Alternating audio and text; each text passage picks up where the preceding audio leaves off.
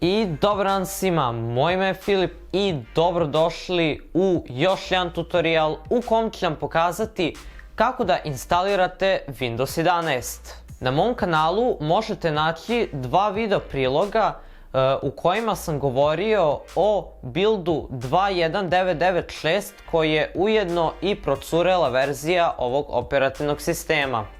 U međuvremenu, sama procedura se promenila, a u ovom videu ću vam pokazati šta sve treba da znate o Windowsu 11 kada je u pitanju instalacija. Pa hajde da krenemo.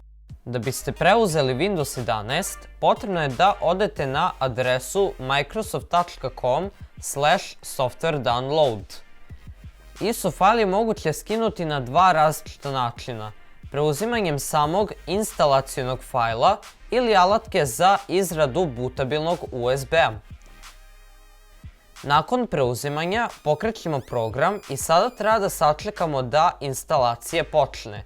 Da bi se ista mogla pokrenuti, neophodno je da imate USB flash od najmanje 8 GB i pristojan internet.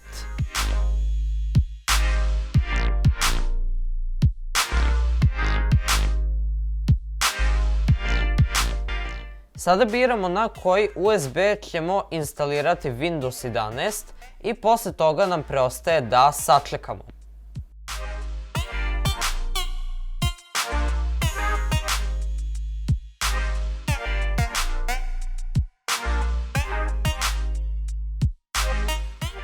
Kada se proces kreiranja butabilnog USB-a završi, potrebno je restartovati kompjuter i otići u BIOS.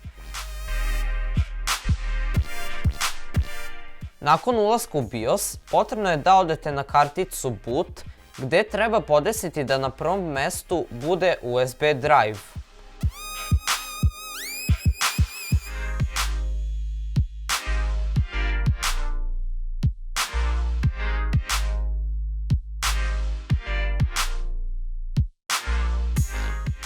Kada se instalacija uspešno pokrenula, pojavit će vam se prozor na kom je potrebno izabrati jezik i regiju. Ja uglavnom pređem na sledeći korak i kasnije sve to podesim. Prvo će nas pitati da unesete ključ za aktivaciju operativnog sistema, a ukoliko ga nemate, kliknite na opciju I don't have product key. Odaberite željenu verziju Windowsa, pri čemu je najbolje da izaberete Windows 11 Pro. Pre nego što nastavimo sa instalacijom ovog operativnog sistema, hteo bih da vam skrenem pažnju na kompatibilnost. Ukoliko koristite neki stariji računar koji nema u sebi TPM modul, na njemu ćete ipak moći da instalirate Windows 11 i evo kako to možete da uradite. Ako vam tokom instalacije Windows 11 izađe ova poruka, vratite se korak unazad i pritisnite Shift i F10 na tastaturi. Kada se na ekranu pojavi komandni prozor, unesite komandu regedit kojom se pokreće Registry Editor. Otvorite local _ machine folder u kom treba da nađete Hive koji se zove Setup. Kliknite na taj Hive i odaberite opciju New Key. Ukucajte lab config i pritisnite Enter.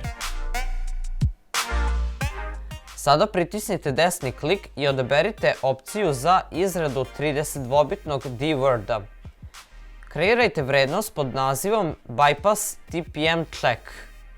Dva put kliknite na njega i unesite broj 1.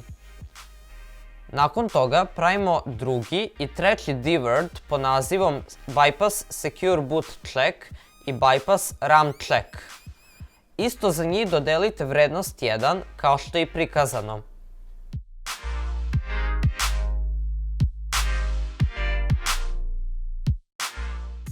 Kada su sve registarske vrednosti napravljene, možemo izaći iz command prompta i najnormalnije nastaviti instalaciju.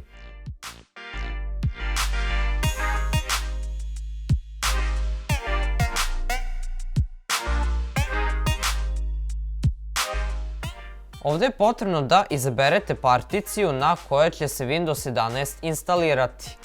S obzirom da imam samo jedan hard disk, napravit ću particiju. Ako ih već imate, onda izaberite onu na kojoj vam je bio i prethodni Windows.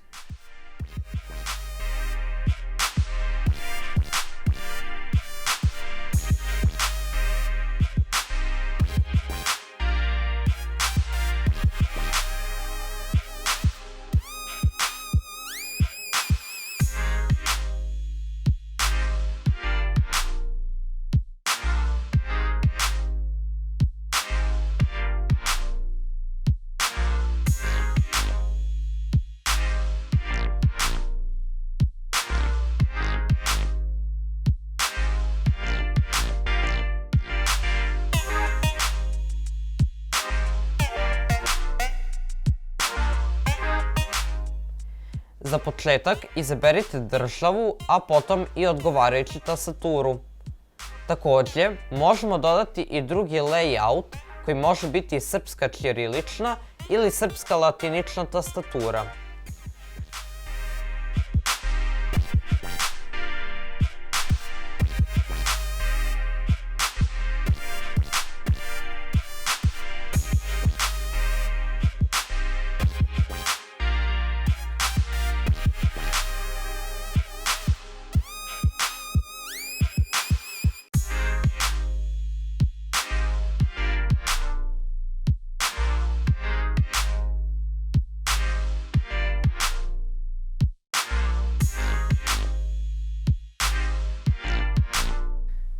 Ovdje se možete ulogovati kreiranjem offline naloga.